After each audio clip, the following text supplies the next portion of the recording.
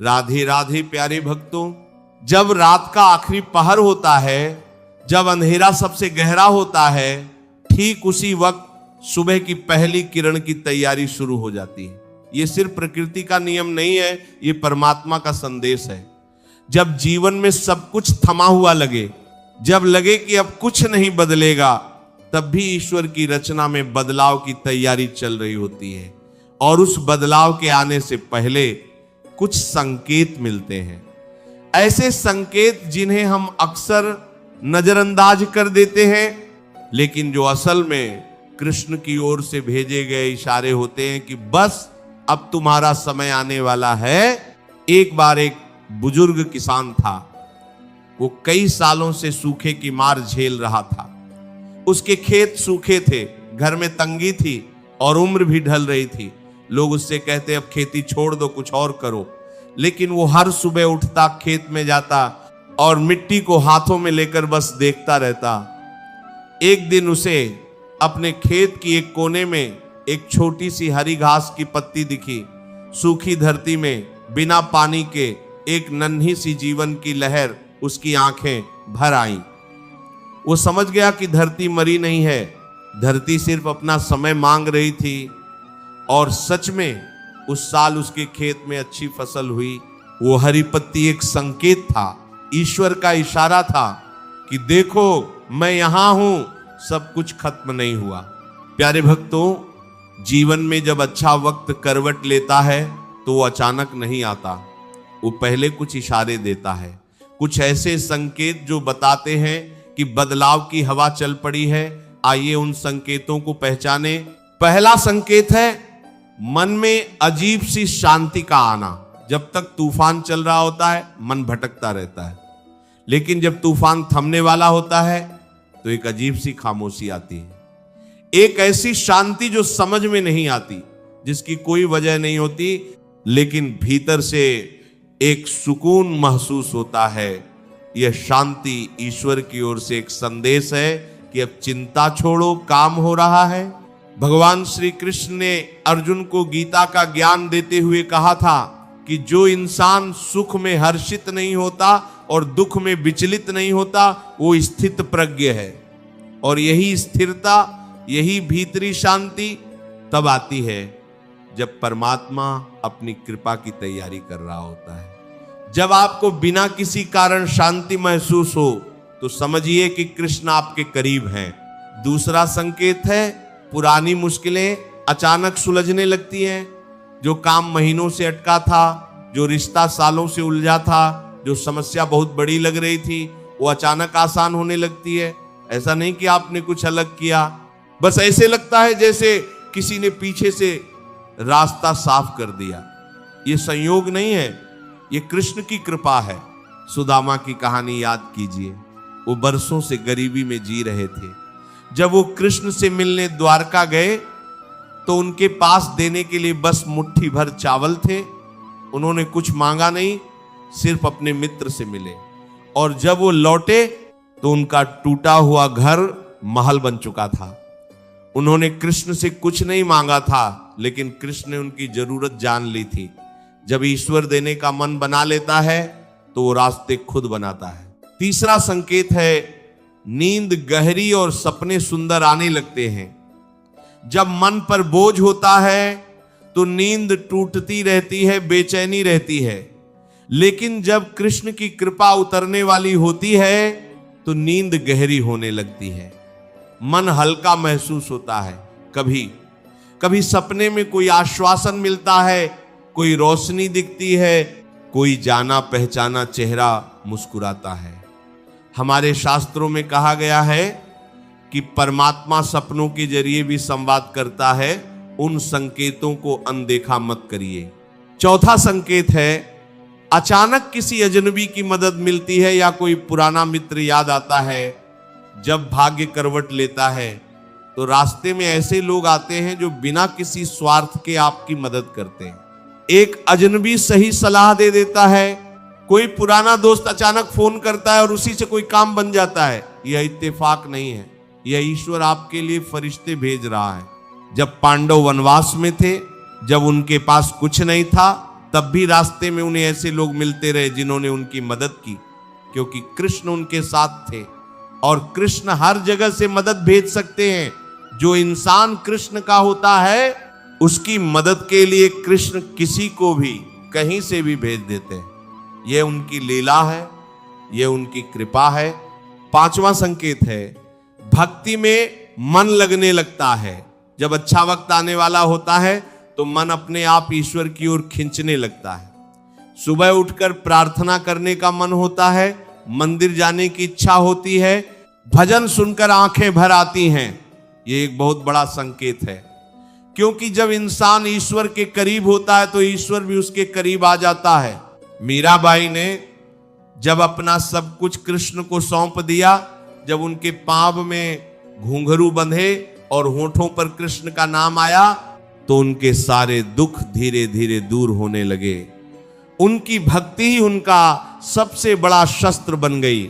जब आपका मन अपने आप भक्ति की ओर मुड़ने लगे तो समझिए कृष्ण आपको अपने पास बुला रहे हैं। और जब कृष्ण बुलाते हैं तो वो खाली हाथ नहीं लौटाते। छठा संकेत है, पुरानी गलतियों का एहसास और माफी मांगने की इच्छा।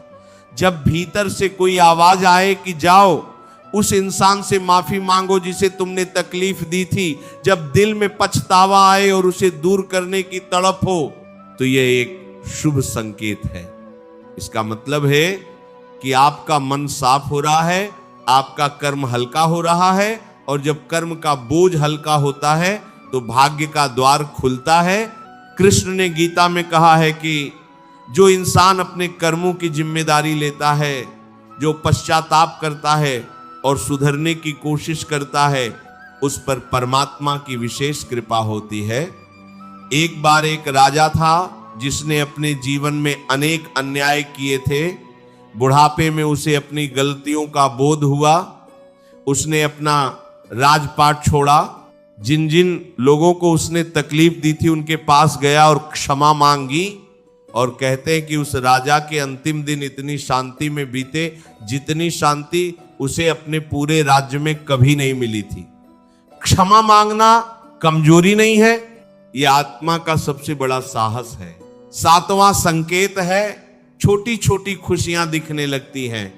जब दुख का दौर चल रहा होता है तो आंखें बस मुश्किलें देखती हैं, लेकिन जब वक्त बदलने वाला होता है तो अचानक छोटी छोटी चीजें खुशी देने लगती हैं। सुबह की चाय की खुशबू, बच्चे की हंसी, आसमान में उड़ता हुआ एक परिंदा, पुरानी कोई यादगार चीज मिल जाना, ये सब इशारे हैं कि जीवन फिर से रंगीन होने की तैयारी कर रहा है। एक छोटी सी कहानी याद आती है। एक साधु थे जो वर्षों से तपस्या कर रहे थे। उनके जीवन में कठिनाइयां थी, लेकिन एक दिन उन्हें एक तितली दिखी जो फूल से फूल पर उड़ रही थी। उस साधु की आंखों में आंसू आ गए।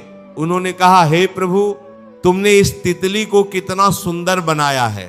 अगर तुम इतनी छोटी सी तितली का इतना ख्याल रखते हो तो मेरा भी रखोगे। उस दिन के बाद उनकी तपस्या में एक नई ऊर्जा आई और शीघ्र ही उनकी मनोकामना पूरी हुई। छोटे छोटे संकेतों में भगवान का संदेश होता है, बस देखने वाली नजर चाहिए। आठवां संकेत है, जब आप बिना वजह किसी की मदद करने लगते हैं। जब मन में यह भाव आए कि किसी जरूरतमंद की मदद करूं, किसी भूखे को खाना दूं, किसी रोते हुए को सांत्वना दूं, तो समझिए कि कृष्ण आपके भीतर से बोल रहे हैं। और जब आप दूसरों के लिए कुछ करते हैं तो ईश्वर आपके लिए कुछ बड़ा करने की तैयारी करता है। ये कर्म का सबसे सुंदर नियम है। हनुमान जी ने राम की सेवा में अपना सब कुछ लगा दिया। उन्होंने कभी नहीं सोचा कि बदले में क्या मिलेगा, और उनकी यही भावना उन्हें अमर कर गई। आज भी जब कोई मुश्किल में होता है और हनुमान जी को याद करता है तो वो दौड़े चले आते हैं, क्योंकि निस्वार्थ सेवा का फल कभी व्यर्थ नहीं जाता।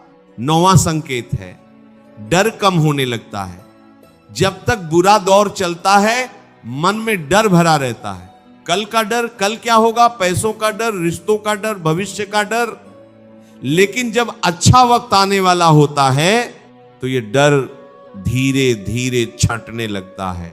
एक हिम्मत आती है भीतर से, एक विश्वास जागता है कि सब ठीक होगा।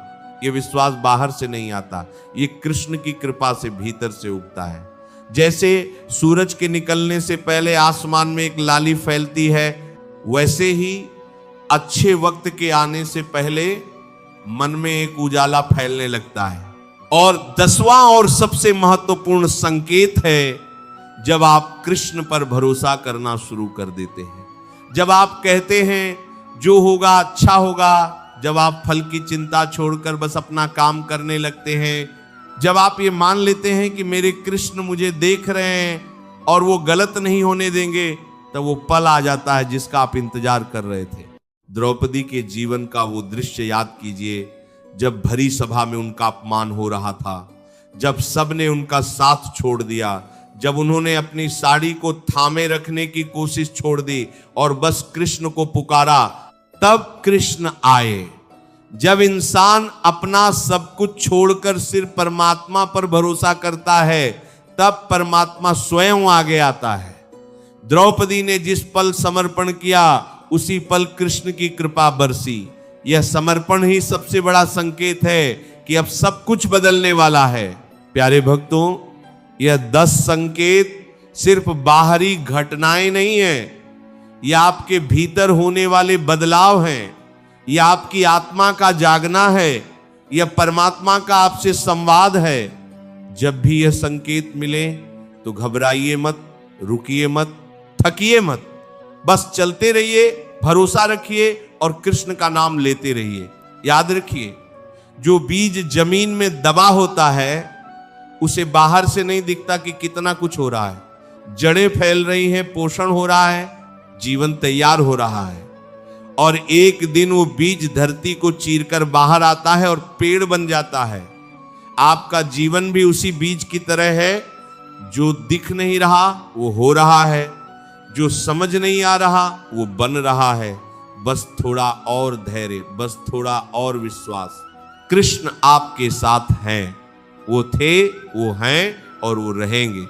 जो उनका भक्त है उसका कोई कुछ नहीं बिगाड़ सकता, और जो उन पर भरोसा रखता है उसे अच्छे वक्त का इंतजार ज्यादा नहीं करना पड़ता। इस सत्संग को जो भी सुन रहा है, जो भी देख रहा है, कृष्ण की कृपा उस पर हमेशा बनी रहे। उसके जीवन में वो सारे शुभ संकेत आए जो बताएं कि अब उसका अच्छा वक्त बस आने ही वाला है।